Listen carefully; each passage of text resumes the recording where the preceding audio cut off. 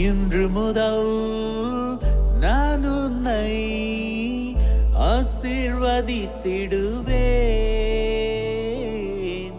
நன்மைகளால் உன் வாழ்வை நானே நிறைத்திடுவேன். இன்றைய நாள் உங்கள் அனைவருக்கும் ஆசிரின் நாளாக அமைய உங்களுக்காக ஜெபித்து நிற்கும் நான் உங்கள் அன்பின் அருட்தந்தை ரமேஷ் கிறிஸ்டி. இன்று முதல் நான் உன்னை ஆசீர்வதித்திடுவேன். நன்மைகளால் உன் வாழ்வை நானே நிறைத்திடுவேன். ஆண்டவரது இல்லத்தில் நடப்பட்டிருக்கும் பொழுது வாழ்நாள் எல்லாம் செழிப்புற்று இருப்பீர்கள். தந்தை, மகன், தூய ஆவியாரின் பெயராலே ஆமென். நம் ஆண்டவராகிய இயேசு கிறிஸ்துவின் அருளும் கடவுளின் அன்பும் தூய ஆவியாரின் நட்புறவும் உங்கள் அனைவரோடும் இருப்பதாக, ஆன்மாவோடும் இருப்பதாக. பலியிலே கலந்து கொள்ள தடையாக இருக்கும் மீறுதல்கள் பலவீனங்களுக்காக மனம் வருந்துவோம், மன்னிப்பு வேண்டி செபிப்போம்.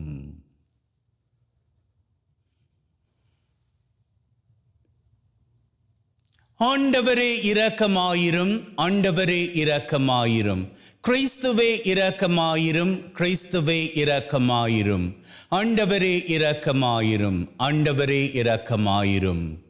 எல்லாம் வல்ல இறைவன் நம் மீது இரக்கம் வைத்து நம்முடைய மீறுதல்கள் பலவீனங்களில் நமக்கு விடுதலை தருவாராக. ஆமென். ஜெபிப்போமாக. அன்பே ஊற்றாகிய தகப்பனே, ஒரு புதிய நாளிலே எங்கள் ஒவ்வொருவரையும் தட்டி எழுப்பி வாழுவதற்கான ஒரு வாய்ப்பை கொடுத்திருக்கிறீரே, உமக்கு நன்றிகளை ஏறெடுக்கின்றோம். மேலும் தகப்பனே, இன்றைய நாளிலே தங்களது பிறந்த தினத்தை, திருமண ஆண்டை, குருக்கள், துறவியர்கள் அவர்களது ஆசிரின் நாட்களை நினைத்து உமக்கு நன்றிகளை ஏறெடுக்கின்ற இந்த தருணத்தில் அத்தனை பேரினுடைய நன்றிகளையும் ஏற்றுக்கொள்வீராக. எங்கள் ஒவ்வொருவரையும் உம்முடைய செட்டையின் மறைவில் வைத்து பத்திரப்படுத்தி பாதுகாத்து பராமரித்து வழிநடத்தி காத்தருள வேண்டும் என்று உம்மோடு தூயாவியாரின் ஒன்றிப்பில் இறைவனாய் என்றென்றும் வாழ்ந்து ஆட்சி செய்கின்ற அவர் வழியாக உம்மை மன்றாடுகின்றோம். ஆமென். இறைவாக்கினர் எரேமியா நூலிலிருந்து வாசகம். யூதாவின் அரசனான செதேக்கியாவினுடைய ஆட்சியின் 4ஆம் ஆண்டு 5ஆம் மாதத்தில் அசூரின் மகனும் கிபெயோனை சேர்ந்தவனுமான அனனியா என்னும் இறைவாக்கினன் ஆண்டவரின் இல்லத்தில் குருக்கள் மற்றும் மக்கள் அனைவருடைய முன்னிலையிலும் என்னிடம் உரைத்தது. இஸ்ராயலின் கடவுளான படைகளின் ஆண்டவர் இவ்வாறு கூறுகிறார்: பாபிலோனிய மன்னனது நுகத்தை நான் முறித்தறிந்து விட்டேன். பாபிலோனிய மன்னன் நெபுகத்நேசர் இவ்விடத்தினின்று கவர்ந்து பாபிலோனுக்கு எடுத்து சென்றுள்ள ஆண்டவரது இல்லத்தின் கலங்கள் எல்லாவற்றையும் 2 ஆண்டு காலத்திற்குள் இவ்விடத்திற்கு திரும்ப கொண்டு வருவேன். அத்தோடு யோயாக்கிமின் மகனும் யூதாவின் அரசனுமான எக்கோனியாவையும் பாபிலோனுக்கு நாடு கடத்தப்பட்ட யூதா மக்கள் அனைவரையும் இவ்விடத்திற்கு நான் திரும்ப கொண்டு வருவேன். ஏனெனில் பாபிலோனிய மன்னனது நுகத்தை நான் முறித்தறிவேன் என்கிறார் ஆண்டவர். அப்பொழுது ஆண்டவரின் இல்லத்தில் நின்று கொண்டிருந்த குருக்கள் மக்கள் அனைவர் முன்னிலையிலும் இறைவாக்கினர் எரேமியா இறைவாக்கினன் அனனியாவிடம் பேசினார். இறைவாக்கினர் எரேமியா அவனை நோக்கி, ஆமேன், ஆண்டவர் அவ்வாறே செய்வாராக. நீர் உரைத்த சொற்களை ஆண்டவர் நிறைவேற்றுவாராக. ஆண்டவர் இல்லத்தின் கலங்களையும் நாடு கடத்தப்பட்டோர் அனைவரையும் பாபிலோனில் இருந்து இவ்விடத்திற்கு திரும்ப கொண்டு வருவாராக. ஆயினும் செவிகளிலும் மக்கள் அனைவரின் செவிகளிலும் விழும்படி நான் உரைக்கும் இச்சொல்லை கவனித்து கேளும். உமக்கும் எனக்கு முன்பே பண்டைய நாள்களில் வாழ்ந்த இறைவாக்கினர் பல நாடுகள் பேரரசுகளுக்கு எதிராக போர், துன்பம், கொள்ளை நோய் ஆகியவை பற்றி இறைவாக்கு உரைத்திருக்கின்றனர். நல்வாழ்வை முன்னறிவிக்கும் இறைவாக்கினரை பொறுத்தவரை அவரது வாக்கு நிறைவேறும் பொழுதுதான் ஆண்டவர் அவரை உண்மையாகவே அனுப்பியுள்ளார் என்பது தெரிய வரும் என்றார். அதை கேட்ட இறைவாக்கினன் அனனியா இறைவாக்கினர் எரேமியாவின் கழுத்தில் இருந்த நுகத்தை பிடுங்கி முறித்தெறிந்தான். மேலும் அனனியா எல்லா மக்கள் முன்னிலையிலும் ஆண்டவர் கூறுவது இதுவே: இவ்வாறே பாபிலோனிய மன்னன் நெபுகத்நேசரின் நுகத்தை இன்னும் 2 ஆண்டுகளில் மக்களினத்தார் அனைவருடைய கழுத்து நின்றும் பிடுங்கி முறித்தறிவேன் என்றார். உடனே இறைவாக்கினர் எரேமியா அவ்விடம் விட்டு அகன்றார். இறைவாக்கினன் அனனியா இறைவாக்கினர் எரேமியாவின் கழுத்தில் இருந்த நுகத்தை முறித்தறிந்த சில நாட்களுக்கு பின்னர் ஆண்டவரின் வாக்கு எரேமியாவுக்கு அருளப்பட்டது. நீ போய் அனனியாவிடம் சொல், ஆண்டவர் கூறுவது இதுவே: நீ மர நுகத்தை முறித்தறிந்தாய், அதற்கு பதிலாக இரும்பு நுகத்தை செய்து கொள்வாய். ஏனெனில் இஸ்ராயலின் கடவுளாகிய படைகளின் ஆண்டவர் கூறுகிறார்: இந்த மக்களினத்தார் அனைவரின் கழுத்தில் இரும்பு நுகத்தை வைத்துள்ளேன். ஆதலால் அவர்கள் பாபிலோனிய மன்னன் நெபுகத்நேசருக்கு அடிபணிந்து பணிவிடை செய்வார்கள். காட்டு விலங்குகளையும் அவனிடம் ஒப்புவித்திருக்கிறேன். அப்பொழுது இறைவாக்கினர் எரேமியா இறைவாக்கினன் அனனியாவிடம் கூறியது: அனனியாவே, கூர்ந்து கேள், ஆண்டவர் உன்னை அனுப்பவில்லை. அப்படி இருந்தும் இம்மக்கள் பொய்யை நம்பும்படி நீ செய்து விட்டாய். எனவே ஆண்டவர் கூறுகிறார்: இதோ நான் இவ்வுலகின் நின்றே உன்னை அனுப்பி வைக்கப் போகிறேன். ஆண்டவருக்கு எதிராக மக்கள் கிளர்ச்சி செய்யுமாறு நீ போதித்ததால் இந்த ஆண்டிலேயே நீ சாவாய். அவ்வாறே அதே ஆண்டு 7ஆம் மாதத்தில் இறைவாக்கினன் அனனியா மாண்டான். இது ஆண்டவர் வழங்கும் அருள் வாக்கு. இறைவனுக்கு நன்றி. ஆண்டவரே, எனக்கு உம் விதிமுறைகளை கற்பியும். பொய் வழியை என்னை விட்டு விலக்கி அருளும். உமது திருச்சட்டத்தை எனக்கு கற்றுத்தாரும். என் வாயினின்று உண்மையின் சொற்கள் நீங்க விடாதேயும். ஏனெனில் உம் நீதி நெறிகள் மீது நான் நம்பிக்கை வைத்துள்ளேன். ஆண்டவரே, எனக்கு உம் விதிமுறைகளை கற்பியும். உமக்கு அஞ்சி நடப்போர் உம் ஒழுங்குமுறைகளை பற்றி அறிவுடையோர் என் பக்கம் திரும்புவாராக. உம் நியமங்களை பொறுத்தமட்டில் என் உள்ளம் மாசற்றதாயிருப்பதாக.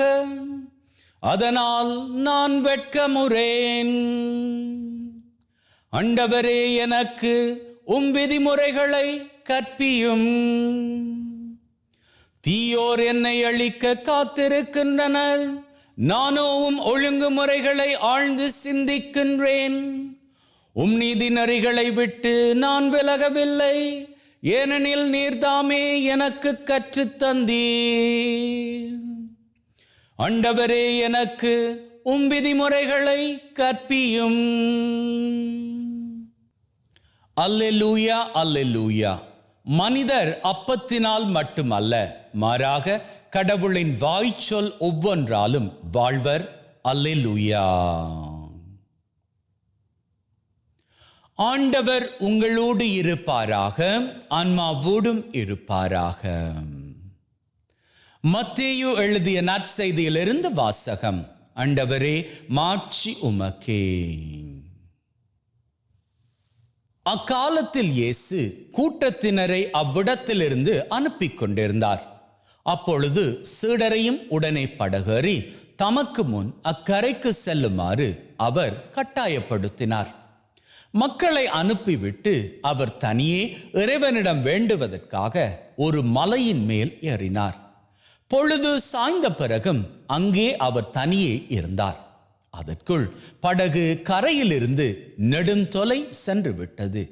மேலும் எதிர்காற்று அடித்து கொண்டிருந்ததால் அலைகளால் படகு அலைக்கழிக்கப்பட்டது. இரவின் 4ஆம் காவல் வேளையில் இயேசு அவர்களை நோக்கி கடல் மீது நடந்து வந்தார். அவர் கடல் மீது நடப்பதைக் கண்ட சீடர் கலங்கி, ஐயோ பேய் என அச்சத்தினால் அலறினர். உடனே இயேசு அவர்களிடம் பேசினார். துணிவோடு இருங்கள், நான் தான், அஞ்சாதீர்கள் என்றார். பேதுரு அவருக்கு மறுமொழியாக, ஆண்டவரே, நீர்தாம் என்றால் நானும் கடல் மீது நடந்து உம்மிடம் வர ஆணையிடும் என்றார். அவர் வா என்றார். பேதுருவும் படகிலிருந்து இறங்கி இயேசுவை நோக்கி கடல் மீது நடந்து சென்றார். அப்பொழுது பெரும் காற்று வீசியதைக் கண்டு அஞ்சி அவர் மூழ்கும் போது, ஆண்டவரே, என்னை காப்பாற்றும் என்று கத்தினார். இயேசு உடனே தம் கையை நீட்டி அவரை பிடித்து, நம்பிக்கை குன்றியவனே, ஏன் ஐயம் கொண்டாய் என்றார். அவர்கள் படகில் ஏறியதும் காற்று அடங்கியது. படகில் இருந்தோர் இயேசுவை பணிந்து, உண்மையாகவே நீர் இறைமகன் என்றனர். அவர்கள் மறுகரைக்கு சென்று கெனசரேத்து பகுதியை அடைந்தார்கள். இயேசுவை யார் என்று அறிந்துணர்ந்த அவ்விடத்து மக்கள் சுற்றுப்புறமெங்கும் ஆள் அனுப்பி எல்லா நோயாளர்களையும் அவரிடம் கொண்டு வந்தனர். அவரது மேலுடையின் ஓரத்தையாவது அவர்கள் தொட அனுமதிக்குமாறு அவரை வேண்டினர். தொட்டவர் யாவரும் நலமடைந்தனர். இது கிறிஸ்து வழங்கும் நற்செய்தி. கிறிஸ்துவே உமக்கு புகழ்.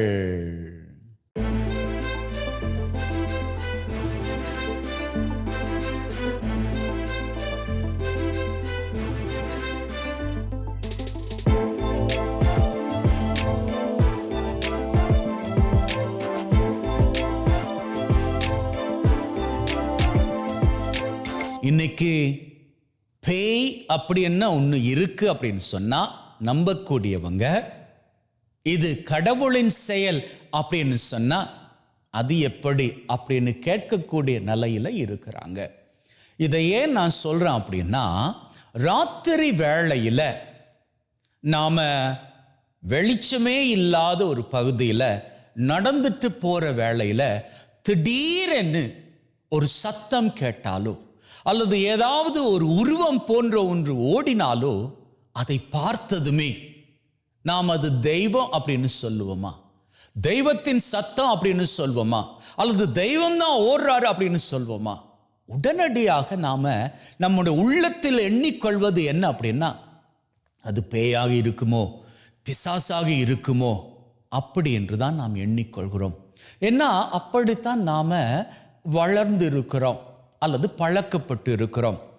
இன்னைக்கு உலகத்துல பேயை நம்பக்கூடியவர்கள் அதிகமாக இருக்கிறார்கள். அதற்காக இந்த இடத்துல நான் யாரை குறை சொல்லல. நம்முடைய உள்ளத்துல எழக்கூடிய காரியம் அப்பேற்பட்டது. பேயை நம்பக்கூடிய நம்மால தெய்வத்தை நம்பக்கூடிய நிலை கொஞ்சம் கம்மியாக தான் இருக்குது. நாம சர்ச்சுக்கு போறோம், நற்கரணை உட்கொள்ளுகிறோம், நாம பக்தி முயற்சிகள் எல்லாம் மேற்கொள்ளுகிறோம். இருந்தாலும் ஒரு ராத்திரி வேளையில ஏதாச்சும் ஒரு உருவம் அப்படி ஃபிளாஷா ஓடுவது போல இருக்குமாக இருந்தால் உடனடியாக நாம என்ன எண்ணிப்போம்? அது பேய், அது பிசாசு அப்படின்னு தான் எண்ணிப்போம்.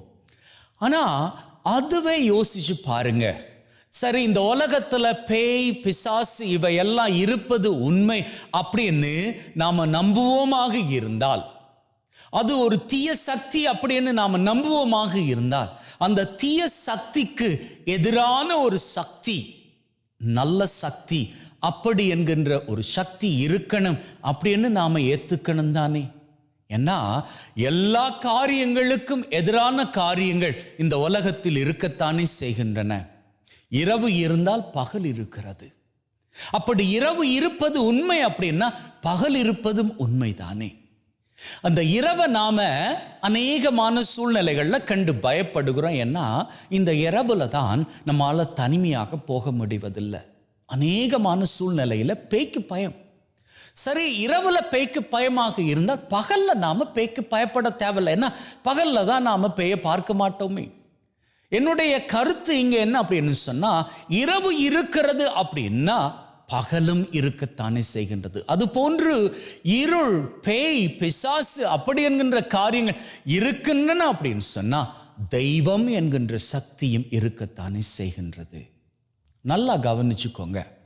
இப்போ நிறைய பேர் இந்த பேய, பிசாச, மந்திர காரியங்களை, சூனிய காரியங்களை இவற்றை எல்லாம் நம்புகிறார்கள்.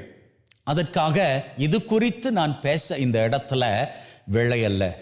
இப்படியான காரியங்கள் இருப்பதாக நீங்க நம்புவீர்களாக இருந்தால், இதற்கு எதிரான ஒரு சக்தி, இன்னும் சொல்ல போனால் இதனை எதிர்க்கக்கூடிய ஒரு நல்ல சக்தி இருக்கணும் அப்படின்னு கூட நீங்க ஏத்துக்கணும் தானே. நிச்சயமாக ஒரு நல்ல சக்தி இருக்கின்றது.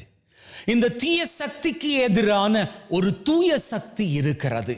தீய ஆவிக்கு எதிரான தூய ஆவி இருக்கத்தான் செய்கின்றார். அந்த தூய ஆவியானவர் நம்ம கூடவே எப்போதும் இருக்கின்றார். எல்லார் பின்னாடியும், நம்ம எல்லாருக்கு பின்னாலையும் ஒரு காவல் தூதரை ஆண்டவராகிய தெய்வம் அனுப்பி வைத்தே தான் இருக்கின்றார். அது நீங்க யாராக வேண்டுமானாலும் இருக்கலாம். இந்த உலகத்தில் இருக்கக்கூடிய அத்தனை பேருக்கு பின்னாலையும் பாதுகாப்புக்காக ஆண்டவராகிய தெய்வம் ஒரு காவல் தூதரை அனுப்பி வைத்தே இருக்கின்றார். உங்களது காவல் தூதர் உங்க கண்களுக்கு தெரிய மாட்டாரு. உங்க கண்களுக்கு தெரியல அப்படி என்பதற்காக அவர் இல்லை அப்படின்னு கிடையாது. அப்ப நீங்க யோசிக்கலாம், ஏன் அந்த காவல் தூதர் எங்களை தீமையிலிருந்து காப்பாத்திக்கலாம் தானே, வீதி விபத்துல இருந்து காப்பாத்திக்கலாம் தானே, நாங்க தப்புக்கள் பண்ணுவதற்கு முன்னாடியே எங்களை தடுக்கலாம் தானே. ஒரு காரியம் சொல்லுகிற, நன்றாக கேட்டுக்கொள்ளுங்கள். காவல் தூதர் நம்ம கூட நம்முடைய உள்ளத்துல பேசுவார், நிச்சயமாக பேசுவார். ஆனா அதை கேட்பதற்கு உரிய அளவு நாம அந்த நேரத்துல பிஸி இல்லாம இருப்போமாக இருந்தால், நம்முடைய அன்றாட காரியங்கள் அல்லது போனால் நாம என்னென்ன காரியங்களை என்கேஜ் பண்ணி இருக்கிறோமோ அந்தந்த காரியங்கள் மூலமாக ரொம்பவும் நம்முடைய மனசை போட்டு கிரவுட் பண்ணி வைத்திருப்போமாக இருந்தால், மனசை போட்டு அப்படியே குழப்பி வைத்திருப்போமாக இருந்தால், நம்முடைய காவல் தூதர் நம்ம கூட பேசுவது நமக்கு கேட்காது. அவர் ஒவ்வொரு தடவையும் நம்மை ஆபத்துக்களில் இருந்து தடுக்கின்றார். ஆனால் என்ன, நாம அவருடைய வார்த்தைகளை கேட்காத படிக்கு நம்முடைய காரியங்கள் அவருடைய வார்த்தைகளை மழுங்கடித்து விடுகின்றன. இன்னைக்கு பாருங்க, இயேசு ஆண்டவர் நடந்துக்கிட்டு வர்றாரு, சீடர்களை நோக்கி அவர் நடந்துக்கிட்டு வர்றாரு. அப்படி வருகின்ற பொழுது சீடர்கள் இயேசுவோடே வாழ்ந்தவர்கள். அவர்களது உள்ளத்துல அங்கே நடந்து வருவது, தூரத்தில் நடந்து வருவது ஏன் இயேசு அப்படின்னு சொல்லி அவர்கள் எண்ணல்ல. ஏன்னா அவர்களுக்கு பயம். இயேசுவே அவர்களோடு இருந்தாலும் கூட அவர்கள் எதை அதிகமாக நம்பினார்கள்? பயத்தை அதிகமாக நம்பினார்கள். யார் மீது உள்ள பயத்தை அதிகமாக நம்பினார்கள்? பிசாசின் மீது, பேயின் மீது, சாத்தானின் மீது தான் அவர்களது நம்பிக்கை அதிகமாக இருந்தது. இங்கே நான் தப்பாக எந்த ஒரு காரியத்தையும் சொல்லல. ஏன் நான் இதை சொல்றேன் அப்படின்னா, இயேசுவின் சீடர்களாக இருந்தாலும் கூட, அங்கே இயேசுவே வந்தாலும் கூட அவர்களால் இயேசுவை இயேசுவாக பார்க்க முடியல. ஏன்னா அவர்களது மனம் பூராக பயத்தில் ஊறியிருந்தது. நம்முடைய வாழ்க்கையிலும் நாம பயத்திலே ஊறி இருப்போமாக இருந்தால், இருளிலே ஊறி இருப்போமாக இருந்தால், பேயாக இருக்கட்டும், பிசாசாக இருக்கட்டும், பில்லி சூனிய மந்திர காரியங்களாக இருக்கட்டும், இவைகளை நினைத்து நினைத்து நினைத்து நாம அதன் மூலமாகவே நம்முடைய வாழ்க்கையை அழித்து விடுவோம். இயேசு ஆண்டவர் நம்ம கூட இருக்கிறார். நீங்க திருப்பலியில நற்கருணை எடுக்கின்ற பொழுது உள்ளே வருவது இயேசு ஆண்டவர் என்பதை நீங்கள் உறுதியாக நம்புவீர்களாக இருந்தால், உங்களது உடல்ல எந்த விதமான மந்திர கட்டுக்களும் தங்க முடியாது. உங்களது உடல்ல இருக்கக்கூடிய எந்த ஒரு வியாதியும் உங்களுக்குள் தங்க முடியாது. உங்களது கேன்சர் வியாதி உங்களில் தங்க முடியாது. உங்களது கிட்னி பிரச்சனை உங்களில் தங்க முடியாது. உங்களது மூட்டு முறிவுகள் எல்லாம் உங்களை ஒன்றுமே பண்ண முடியாது. எலும்பு முறிவுகள் எல்லாமே சீக்கிரமாகவே சரியாகிவிடும். இதை ஏன் நான் சொல்றேன் அப்படின்னா, ஆண்டவர் மீது நாம நம்பிக்கை வைப்போமாக இருந்தால் தீமையின் மீது நம்பிக்கை வைக்க மாட்டோம். நம்ம எதையும் பார்த்து பயப்பட மாட்டோம். இன்னைக்கு அநேகருடைய பயம் என்ன தெரியுமா? என்னாகிவிடும், ஒருவேளை யாராச்சும் எங்களுக்கு மந்திர காரியங்கள் பண்ணிட்டாங்க அப்படின்னா, சூனியம் வச்சுட்டாங்க அப்படின்னு சொன்னா எங்க வாழ்க்கை சரிந்து விடுமே அப்படின்னு ஒரு காரியம் சொல்றேன் உங்களுக்கு. நீங்க எதன் மீது நம்பிக்கை வைக்கிறீர்களோ அதைத்தான் நீங்க வாழ்க்கையில் வளர்த்து கொள்கிறீர்கள். எதற்கு நீங்க தீமையை வளர்க்கணும்? நன்மையை வளர்த்து கொள்ளுங்களேன். ஆண்டவராகிய இயேசு கிறிஸ்து இந்த நற்செய்தி மூலமாக உங்களை பார்த்து, அன்னைக்கு தன்னுடைய சீடர்களை பார்த்து என்ன காரியம் பேசினாரோ அதே காரியத்தை பேசுறாரு. அஞ்சாதீர்கள், பயப்படாதீர்கள், நான் தான், தைரியமாக இருங்கள், நான் இருக்கின்றேன். உங்களது வியாதியை பார்த்து பயப்படாதீர்கள். ஒரு வேளையில யாராச்சும் ஒருத்தர் உங்களுக்கு மந்திர காரியம், சூனியங்கள், பில்லி சூனியங்கள் வச்சுட்டாங்க அப்படின்னு சொல்லி பயப்படாதீங்க. உங்க பசங்களது எதிர்காலத்தை குறித்து பயப்படாதீங்க. உங்க கணவரை குறித்து சந்தேகப்படாதீங்க. உங்க மனைவியை நீங்க நேசிக்காது விட்டுறாதீங்க. அவ மேல நீங்க சந்தேகப்படாதீங்க. இதெல்லாம் வேண்டாம். இதெல்லாம் பிசாசானவனுடைய காரியங்கள். அவை வேண்டாம். நான் உங்களோடு இருக்கிறேன். எதற்கு நான் உங்களோடு இருக்கிறேன் தெரியுமா? உங்களை ஆரோக்கியத்தோடு வாழ வைக்க, ஆசிரோடு வாழ வைக்க, ஒற்றுமையான குடும்ப வாழ்க்கை வாழ வைக்க. இதைத்தான் இயேசு பேசுறாரு. இயேசு தெய்வமாக நம்ம கூடவே இருக்கிறாரு, அன்றாடம் இருக்கிறாரு. நம்ம கூட எப்பொழுதும் நம்முடைய காவல் தூதர் இருக்கிறாரு. அதிலும் பார்க்க மேலாக நம்மை படைத்தவரே நம் கூட இருக்கிறாரு. நீங்க குடும்பமாக உட்கார்ந்திருந்து பேசுகிற வேளையில இயேசுவை சொல்லி இருக்கிறார் இல்லையா? எங்கே இருவர் மூவர் என்னுடைய நாமத்தில் கூடி இருக்கிறீர்களோ அங்கே நான் இருக்கிறேன் என்று. இயேசு உங்க மத்தியில இருக்கிறார். அவர் உங்க மத்தியில் இருக்கும் போது எந்த ஒரு தீமையின் காரியங்களும் உங்களை ஒண்ணுமே செய்ய முடியாது. ஏன் உங்களை அணுகவே முடியாது. இன்னைக்கே சொல்லுகின்றேன், தீமையின் மீது வைக்கக்கூடிய நம்பிக்கை உடைத்தறியுங்கள். நன்மையான இயேசுவை மட்டுமே நம்பி செயல்படுங்கள். வாழ்க்கை இன்றில் இருக்கும் நிலையிலும் பார்க்க மேலோங்கி சிகரங்களை ஆசிரின் உயரங்களாக தொட்டுக் கொள்வீர்கள். ஆமென்.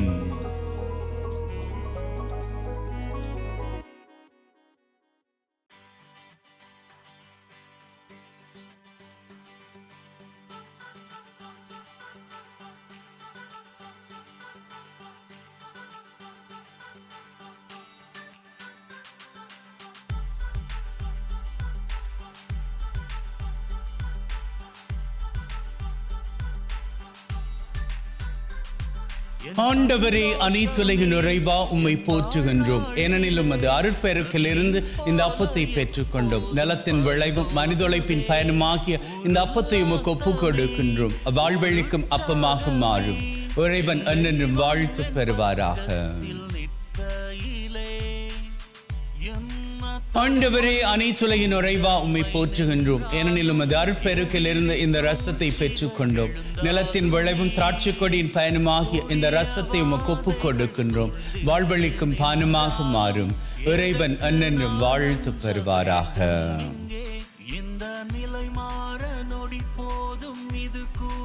Wash away from my iniquities, cleanse me from all my sins. சகோதர சகோதரிகளே, பிள்ளைகளே, என்னுடையதும் உங்களுடையதுமான இந்த பலி நம் தந்தையாகிய இறைவனுக்கு ஏற்றதாகும்படி மன்றாடுங்கள். நம் ஆண்டவர் தன்னுடைய திருப்பெயரின் புகழ்ச்சிக்காகவும் மாட்சிக்காகவும் திரு அவையின் நன்மைக்காகவும் கையிலிருந்து இந்த பலியை ஏற்றுக்கொள்வாராக. மீட்பு கூற்றாகிய தகப்பனை இறைவா, ஒப்பு கொடுக்கின்ற பலி வழியாக எங்கள் வாழ்வின் மீது நிறைய ஆசிரை பொழிந்தருள வேண்டும் என்று எங்கள் ஆண்டவராகிய கிறிஸ்து வழியாக உம்மை மன்றாடுகின்றோம். ஆமேன். ஆண்டவர் உங்களோடு இருப்பாராக, ஆன்மாவோடும் இருப்பாராக. இதயங்களை மேலே எழுப்புங்கள்.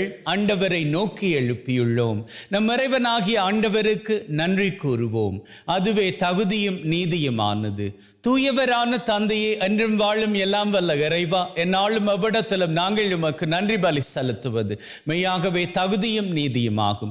எங்கள் கடமையும் மீட்புக்குரிய செயலுமாகும். உம்முடைய வார்த்தையானவர் வழியாக அனைத்தையும் படைத்தீர். அவரை மீட்பராக இடைற்றுபவராக எங்களுக்கு அனுப்பினீர். அவர் தூய ஆவியால் கன்னிமரியிடம் இருந்து உடலெடுத்து மனிதனானார். சாவை வென்று உயிர்ப்புண்ணென விளங்க செய்தார். ஆகவே வான தூதர் புனிதர் அனைவரோடு நாங்களும் சேர்ந்து உம்முடைய மாட்சியை புகழ்ந்து ஒரே ஒரே குரலாய் சொல்லுவதாவது, தூயவர் தூயவர் தூயவர், வான் படைகளின் கடவுளாம் ஆண்டவர், விண்ணகமும் மண்ணகமும் உமது மாட்சியால் நிறைந்துள்ளன. உன்னதங்களிலே ஓசன்னா. ஆண்டவர் பெயரால் வருகிறவர் ஆசி பெற்றவர். உன்னதங்களிலே ஓசன்னா. ஆண்டவரே, நீர் மெய்யாகவே தூயவர், தூய்மை அனைத்திற்கும் ஊற்று. ஆகவே உம்முடைய ஆவியை பொழிந்து காணிக்கைகளை தூய்மைப்படுத்த தாழ்மையுடன் வேண்டுகின்றோம். வாறு எங்கள் ஆண்டவர் இயேசு கிறிஸ்துவின் உடலும் இரத்தமுமாக எங்களுக்கு இவை மாறுவனவாக. அவர் பாடுபட உளம் கனிந்து தம்மை கையளித்த போது அப்பத்தை எடுத்து நன்றி செலுத்தி அதை பிட்டு தாம் சீடருக்கு கொடுத்து அவர் சொன்னதாவது, எல்லாரும் இதிலிருந்து பெற்று உண்ணுங்கள், ஏனெனில் இது உங்களுக்காக கையளிக்கப்படும் என் உடல்.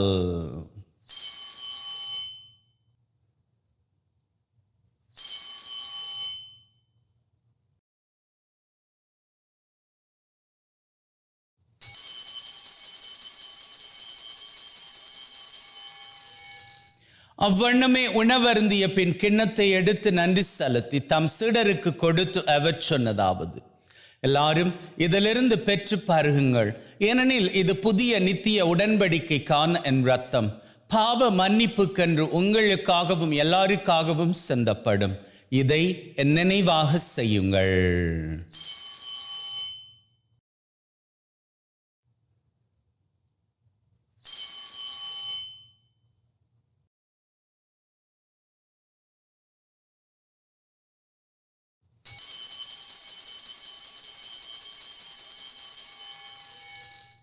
நம்பிக்கையின் மறைபொருள். ஆண்டவரே, நீர் வரும் வரை உமது இறப்பை அறிக்கை செய்கின்றோம், உமது உயிர்ப்பையும் எடுத்துரைக்கின்றோம்.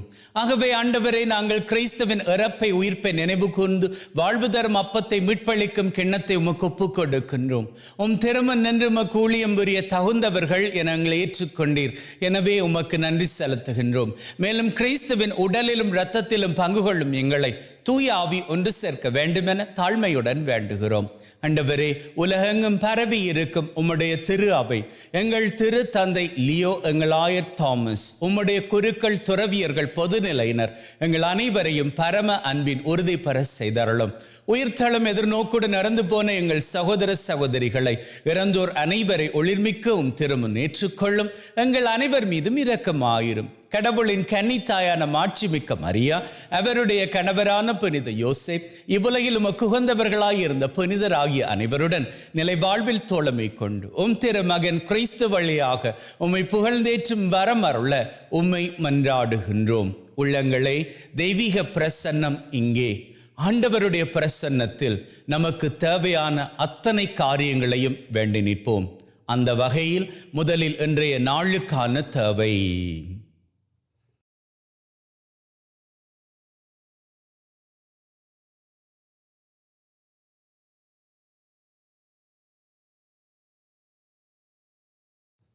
இந்த வாரத்திற்கான தேவை.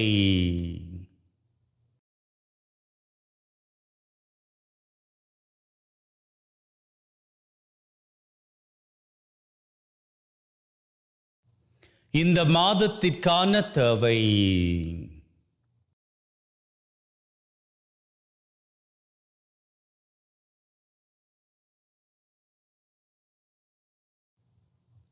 இந்த வருஷத்திற்கான தேவை.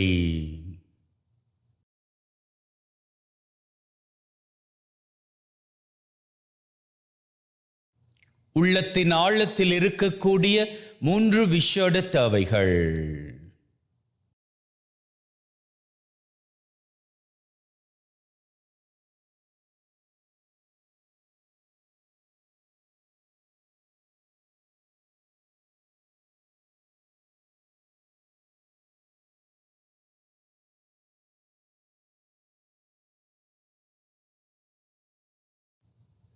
இந்த 7 தேவைகளோடு உலகிலே நிரந்தர சமாதானம் நிலைக்கும்படியாகவும் வேண்டி நிற்போம்.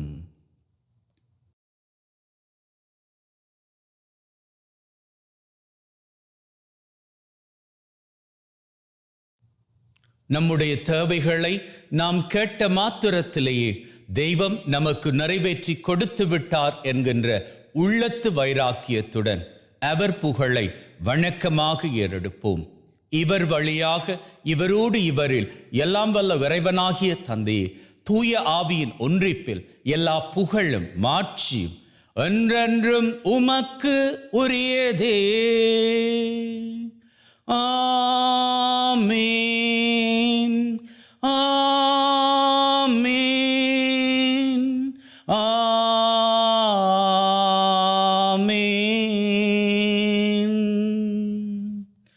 மீட்பரின் கட்டளையால் கற்பிக்கப்பட்டு தேவ படிப்பினையில் பயிற்சி பெற்று நாம் நம்பிக்கையோடு சொல்லுவோம். விண்ணுலகில் இருக்கிற எங்கள் தந்தையே, உமது பெயர் தூயது என போற்றப் பெறுக. உமது ஆட்சி வருக. உமது திருவுளம் விண்ணுலகில் நிறைவேறுவது போல மண்ணுலகிலும் நிறைவேறுவதாக. எங்கள் அன்றாட உணவை இன்று எங்களுக்கு அளித்தருளும். எங்களுக்கு எதிராக தீமை செய்வோரை நாங்கள் மன்னிப்பது போல எங்கள் பாவங்களை பொறுத்தருளும். எங்களை சோதனைக்குட்படுத்தாதையும் தீமையிலிருந்து எங்களை விடுவித்தருளும். ஆண்டவரே, தீமை அனைத்திலும் இருந்து எங்களை விடுவித்து எங்கள் வாழ்நாளில் அமைதியை கனிவுடன் அருள உம்மை வேண்டுகின்றோம். உம்முடைய இரக்கத்தின் உதவியால் நாங்கள் பாவத்திலிருந்து எப்பொழுதும் விடுதலை பெற்று யாதொரு கலக்கமும் இன்றி நலமாயிருப்போமாக. நாங்கள் எதிர்நோக்கி இருக்கும் பேரின்பத்திற்காகவும் மீட்பராகிய இயேசு கிறிஸ்துவின் வருகைக்காகவும் காத்திருக்கின்றோம். ஏனெனில் ஆட்சியும் வல்லமையும் மாட்சியும் என்றென்றும் உமக்குரியதே. ஆண்டவரே இயேசு கிறிஸ்துவே, அமைதியை உங்களுக்கு விட்டு செல்கிறேன், என் அமைதியை உங்களுக்கு தருகிறேன் என்றும் திருத்தூதர்களுக்கு சொன்னீரே. எங்கள் மீறுதல்கள் பலவீனங்களை பார்க்காமல் உம்முடைய திரு அவை நம்பிக்கை கண்ணோக்கி அதற்கு அமைதியும் ஒற்றுமையும் தந்தரள திருவிழம் கொள்வீராக. என்றென்றும் வாழ்ந்து ஆட்சி செய்கின்றவர் நீரே. ஆமேன். ஆண்டவருடைய அமைதி உங்கள் அனைவரோடும் என்றும் இருப்பதாக, ஆன்மாவோடும் இருப்பதாக. ஒருவர் ஒருவருக்கு கிறிஸ்துவின் அமைதியை பகிர்ந்து கொள்வோம்.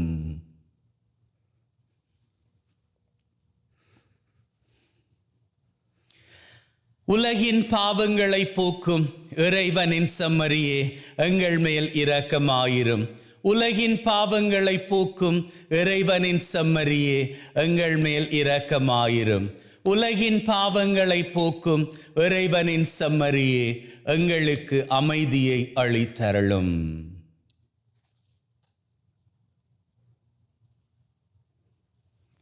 இதோ நம் ஆண்டவராகிய இயேசு கிறிஸ்து நம் ஒவ்வொருவரையும் ஒற்றுமையோடும் மகிழ்வோடும் அன்புறவோடும் வாழும்படி அழைத்து நிற்கும் தெய்வம். அழைக்க பெற்ற நாங்கள் பேறு பெற்றோர். ஆண்டவரே, தேவரீர் என் உள்ளத்தில் எழுந்தருள நான் தகுதியற்றவன். ஆனால் ஒரு வார்த்தை மட்டும் சொல்லி அருளும், என் ஆன்மா நலமடையும்.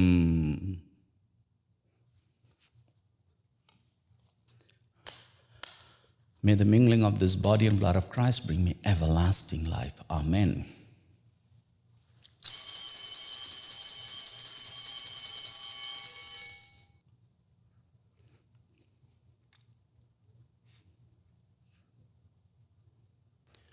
இயேசுவே, உம்மை என் இருதயத்தில் பெற்றதற்காக நன்றி. என்னுள் வாசமாய் இருந்து என்னை வழிநடத்தும். என் சிந்தனை, வார்த்தை, செயல் அனைத்தும் உமக்கு பிரியமானவையாக இருக்க அருள் தாரும். என்னை உம்மை விட்டு பிரியாதபடி காத்தருளும். ஆமேன். ஜெபிப்போமாக. அன்பே ஊற்றாகிய தகப்பனே, இந்த பலி மூலமாக எங்களை ஆசீர்வதித்திருக்கிறீரே, உமக்கு நன்றிகளை ஏறெடுக்கின்றோம். மேலும் தகப்பனே, இன்றைய நாள் பூராகவும் நீர் எங்களோடு வழித்துணையாக வருவீராக. நாங்கள் கையிட்டு செய்கின்ற அத்தனை காரியங்களிலும் எங்களுக்கு ஆசீரும் நன்மையும் கிருபையும் பெருக நீர்தாமே உதவி செய்ய வேண்டும் என்று எங்கள் ஆண்டவராகிய கிறிஸ்து வழியாக உம்மை மன்றாடுகின்றோம். ஆமென். ஆண்டவர் உங்களோடு இருப்பாராக, ஆன்மாவோடும் இருப்பாராக. எல்லாம் வல்ல இறைவன் தந்தை, மகன், தூய ஆவி உங்கள் அனைவரையும் ஆசீர்வதிப்பாராக. ஆமென். சென்று வாழுங்கள். திருபலி நிறைவேறிற்று. இறைவனுக்கு நன்றி. அன்பின் உள்ளங்களே, ஆண்டவர் பிரியப்படுவதன்படி எந்நாளும் மகிழ்ந்திருப்போம். May God bless you and see you all tomorrow. புயல் காற்றில் சாயாத புல் வாழ்க்கை எங்கும் அதற்காக அது தோல்வி என்றிங்கு சொல்வதுமில்லை. புரியாத மனதுக்கு நிலவோடு இருப்பது கரையே, புரிந்தாலே வானுக்கு அது கூட அழகின் அழகே. இரு துண்டாக உடைந்தாலும் கண்ணாடி தான் காட்டும் பிம்பத்தின் மாற்றங்கள் கிடையாதே. அதுபோல் உன்னை யார் இங்கு உடைத்தாலும் உன் தேவன் உருவாக்க உன் பக்கம் மறவாதே. உன் காயங்கள் ஆறும் நாட்கள் இனி தூரங்கள் இல்லை மனமே. தலை போனாலும் கூட புட்கள் தன் நம்பிக்கை கொண்டு தளிக்கும். இந்த நிலை மாற நொடி போதும், இது கூட நிலை இல்லை, இது கூட கடந்திங்கு போய்விடும். இந்த உலகத்தில் மாறாத ஒன்றென்றால் அது கூட மாற்றம்தான், அதை மட்டும் மறவாதே. இந்த நிலை மாற நொடி போதும், இது கூட நிலை இல்லை, இது கூட கடந்திங்கு போய்விடும். இந்த உலகத்தில் மாறாத ஒன்றென்றால் அது கூட மாற்றம்தான், அதை மட்டும் மறவாதே.